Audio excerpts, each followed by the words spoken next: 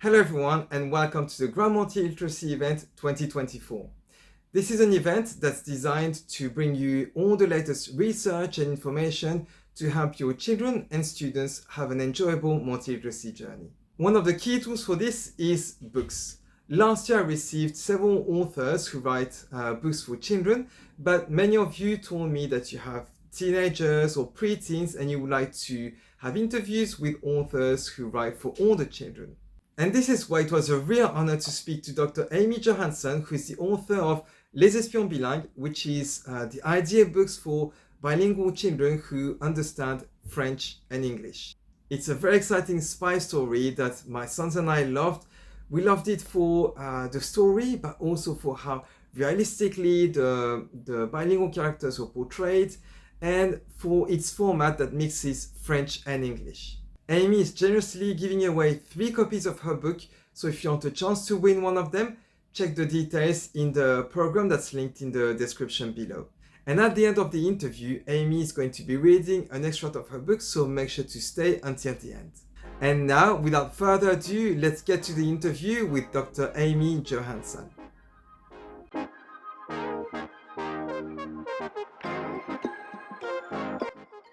Hello, Aimee. I'm really happy to have you today to talk about your books, Les Espions Bilingues, which is a bilingual book in French and English, and we talk a bit more about this today. But before we start, could you introduce yourself? Sure. Thanks so much for having me, first of all. I am Aimee Johansen. I teach at an engineering school in France called IMT Atlantique.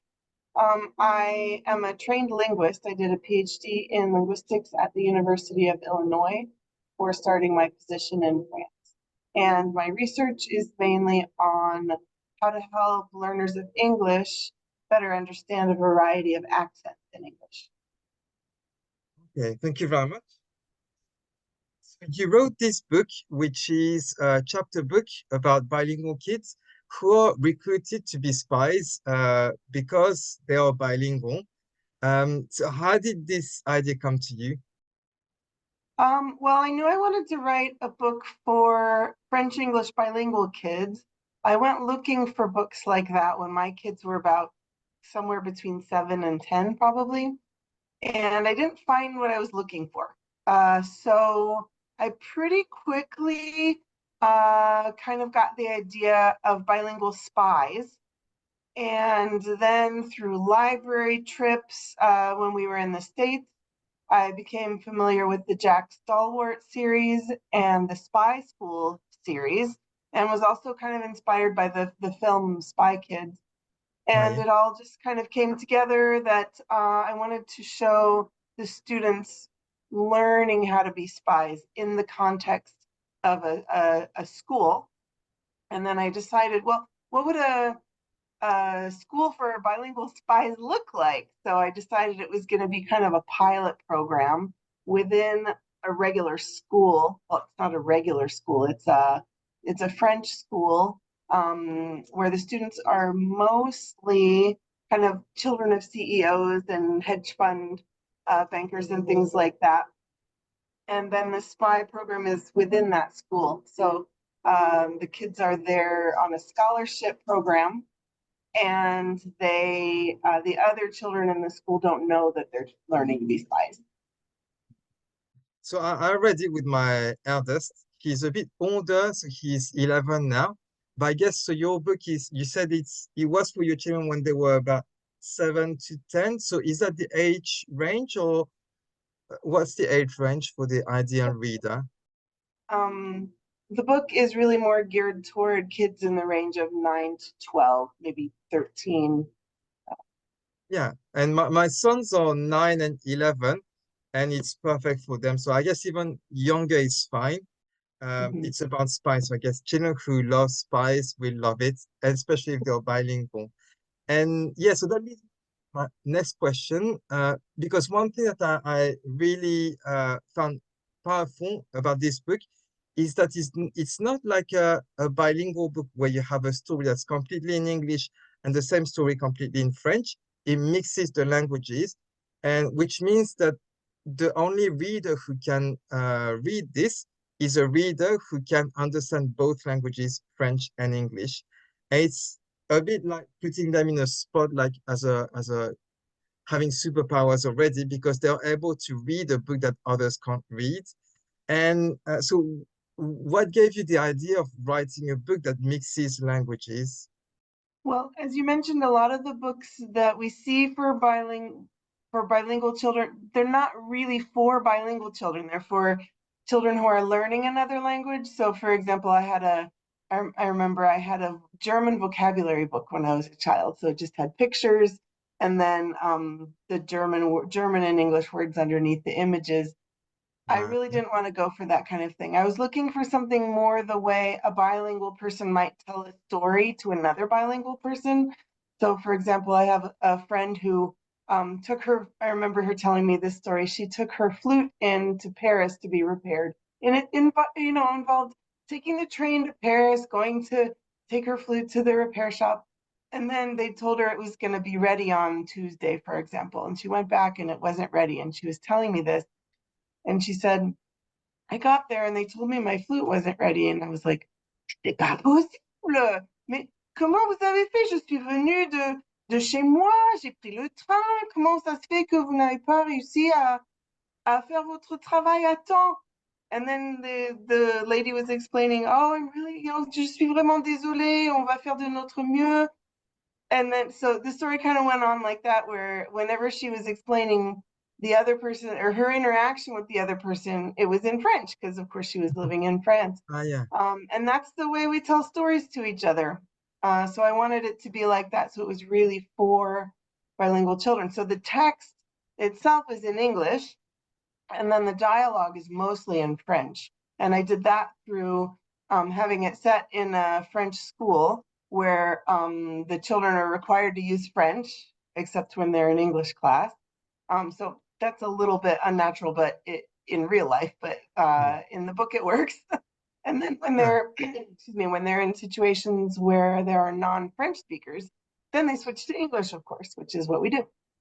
Yeah. And that's one of the things that I noticed as well. It's really, really realistic. We can see that there are probably loads of anecdotes or things that you have lived or your children have lived that you have put in the book. Because one thing that I've noticed as well is that the different characters or different kinds of bilingual. So when we see maybe in media, etc., when we talk about bilingual people, we have like just one picture of someone who speaks perfectly well both languages, but in reality, it's rarely that way.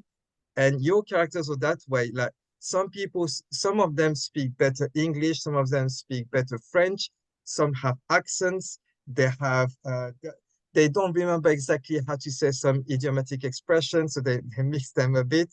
And there are loads of funny moments like that with this. Is that how much of it comes from your real experience? I was thinking about this question, and a lot of it kind of came naturally from the characters that I chose to create. So the four main characters are quite different in terms of their linguistic backgrounds. We have Tristan, who is has grown up in France, but with an American mother. So he's the one who's most like my kids. Then there's Zoe, who has a French father and an American mother, growing up in the U.S., but her parents are divorced, so she's living with her mother, so her French really is not, she's not as confident in French as the other speakers. Li Wei learned to speak French in a French program in the U.S., so his French is more formal, fewer idiomatic expressions. And then Mariama, her parents are from Senegal, so she speaks French with one parent and Wolof with the other. And then her French is a little bit different, so I was able to kind of include a little bit of that as well. And it was fun kind of playing with that. And I got to learn a little bit about Senegalese French and how it's different from the French that I know. And then I was kind of inspired. I used to teach introductory French, so I thought about the mistakes that my students made when they were speaking French as English speakers. And I'm also an English teacher, so I could think about for some of the characters, some of the mistakes that they make in English. Yeah, and even I guess some of the mistakes I saw were really the kind of mistakes my own sons make. So it's Yeah. yeah, it's not just learners who are older, but it's like any learner, the type of mistakes that learners do. It's really well how to say it's really well portrayed in this book. Thank And you. and so I'd like to talk a bit more about yours and your children's experience about being bilingual and growing up in France. So you and your children, so your children grew up in Brest, which is a city in France, where I have the impression that there are not many multilingual families, or maybe there are more now, but maybe less before. How was their experience of growing up bilingual? Was it always positive, or did they have challenges? We all often hear about some parents who say that children don't want them to speak the home language outside or in front of their friends. Did you face any of these challenges with your children? I didn't personally. My children always found it natural to use English with me. They never asked me not to speak English outside the home. I do know some friends of mine who have had their children ask them not to speak English outside the home.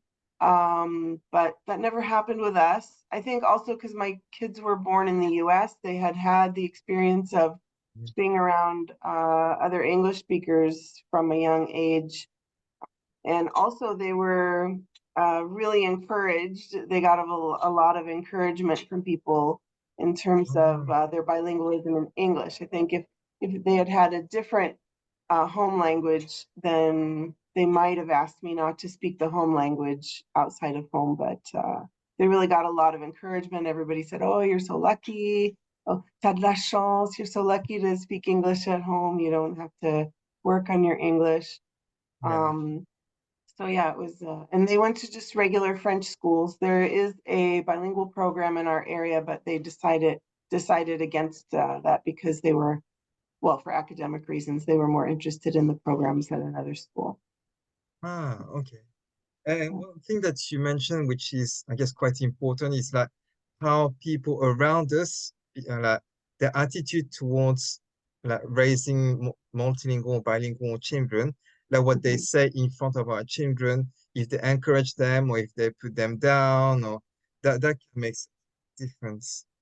Yeah, I always try to do that when I hear um, bilingual families in France or the US. I say, "Oh wow, you're so lucky to speak another language," because they might not get very much of that on what the home language is. Yeah. Um, and so another thing, so this event is about multilingual literacy in particular. So how did your children learn? Because I understand that they can read, write, speak like the two languages really well. How did they learn to read and write in both languages? Well, they went to regular French school and learned to read and write in French the same way that other French kids do. And for English, the older one had about 1 year of kindergarten in the US, so he learned a little bit of writing then, but mostly just by lots of reading at home. It was really important to me that they read a lot in both languages. We did probably more reading in English at home because I knew that they were getting Yeah. more reinforcement for French at school. Whenever we would come to the States for vacation, we went to the library like every 3 or 4 days. We went to the library, got lots of books. Often we would fill up a whole suitcase worth of books to bring back at charity from charity shops. And then also often I would get the first book in a series. And then if they really liked the first book, then I could order the series. Once they were a little older, we could start ordering things on Amazon and having them delivered. So yeah, Amazon really did help in that regard.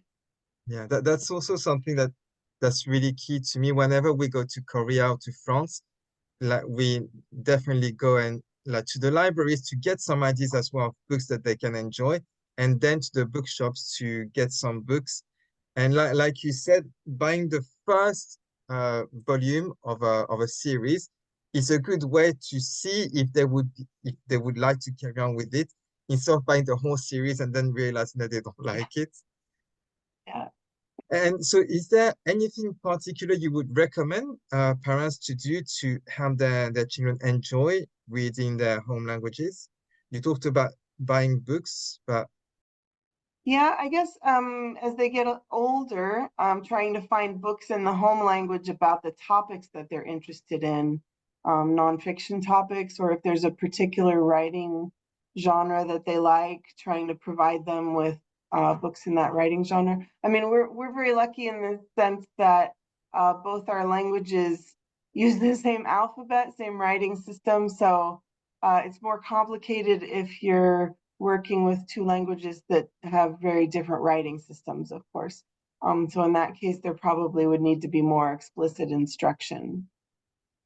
yeah, so that's the topic we're going to talk about in another interview, but it's great you're mentioning this. I see there's a lot of thought that was put into this book to make it feel real, not stereotypical, and and also the story itself is really intriguing, and you want to keep reading. And I was wondering, you as a writer, what was your favorite part of creating this story? Um, so when I was writing the book, I had an Excel spreadsheet that I had prepared ahead of time and that I also kind of added to as I was going along. And I would then tick off the examples as I used them in the book. Yeah, And for example, one of them was I looked up different expressions in that are used in Senegalese French, but not in the French I was familiar with. So, for example, cabinet means to go to the bathroom. yeah. And so I included that in the book. That's something that Mariama taught Zoe. Zoe also struggles with the expression non plus, like moi non plus, meaning me neither. And so I tried to show the progression through time of her learning it, having a hard time remembering it, and then later in the book using it naturally. So probably nobody will notice that, but I know it's there. Another one was the pronunciation of the name Bonnie versus Yeah, Bunny. yeah. Um, I was wondering, was that like something that really happened between you and your husband and your children? This uh, the the story? Bonnie the Bonnie Bunny story, yes, that was from real life. The other examples I just picked up from different places. Okay. And one really important question is, where can we find your book? Okay, great. Well, for parents of bilingual children in France, you can email me, Aimee S. Johansen at gmail.com, and I can mail you a copy.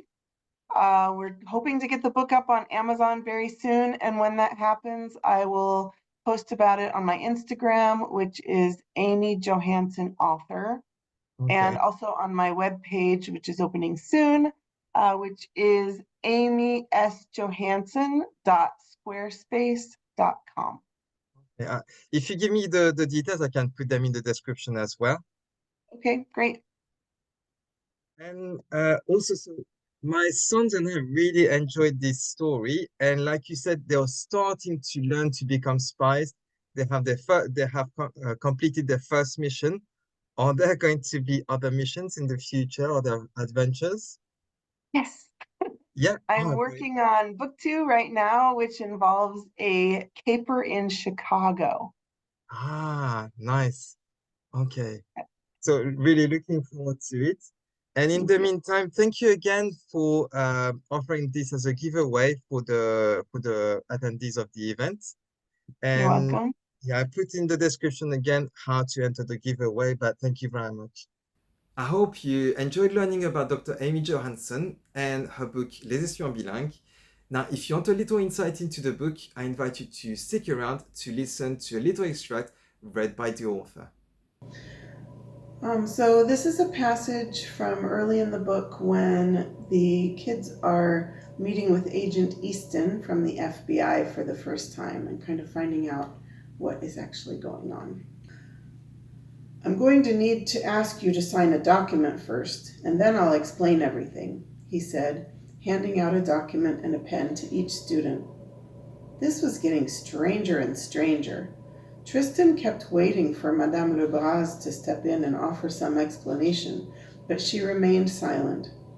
He looked around at the other boursiers, and they all looked as confused as he was. He read the document he received, which read Non-Disclosure Agreement at the top, and his mouth dropped open. If he signed the paper, he was never allowed to discuss anything that Agent Easton told them for the rest of his life. Agent Easton? Yes, Tristan? Do our parents know about this? Parents are a very important part of your education, and your parents have raised you to make good decisions, but the decision is up to you. Tristan thought maybe Leeway was right in comparing Agent Easton to a politician. He sure wasn't being very straightforward. What happens if we tell someone about what you tell us after we sign? Asked Zoe. Well, I don't think we need to worry about that. You all seem like very serious kids. If we don't sign this, what happens? Do we have to leave the school? Asked Tristan, wondering if this was maybe a way to get back to his family in France. Madame Lebras stepped in. En fait, vos bourses dépendent du programme dont l'agent Easton va vous parler. Donc si vous ne signez pas, l'école serait dans l'obligation de réévaluer votre place à l'école. She addressed Agent Easton. I just explained them about their scholarships. Just then, Mariama walked up to the table, placed her signed non-disclosure agreement on it purposefully, and returned to her spot without looking at anyone. Tristan's mouth dropped open and he looked around at the others, who looked equally surprised. Next, Leeway walked up and placed his signed NDA on the table. Really? Asked Tristan. Je rentre pas à Phoenix faire du babysitting tous les jours jusqu'à la fin de ma vie. Je tente ma chance. Next came Zoe. On her way back to her spot, she shrugged her shoulders and said, We'll see. Tristan didn't know what to do. On the one hand, all he had to do was refuse to sign, and he was on a plane back to France to his normal life with his family. On the other hand, whatever they were signing up for was really intriguing. What on earth was so important that they had to keep it a secret forever?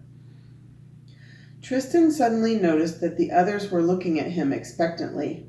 Apparently, Ava and Amin had signed their NDAs while all this drama was playing out in his head, and he was the only one left. He finally decided to go ahead and sign, while really hoping that something terrible wasn't awaiting them. Thank you all for signing those, said Agent Easton as he picked up all the NDAs, stacked them nicely, placed a paperclip on them, and put them back in his folder. I know that wasn't easy. We're asking you to trust us while you just got here and don't know any of us. Agent Easton explained that they were going to be trained to spy on French-speaking adults in the U.S. who were engaged in criminal activity.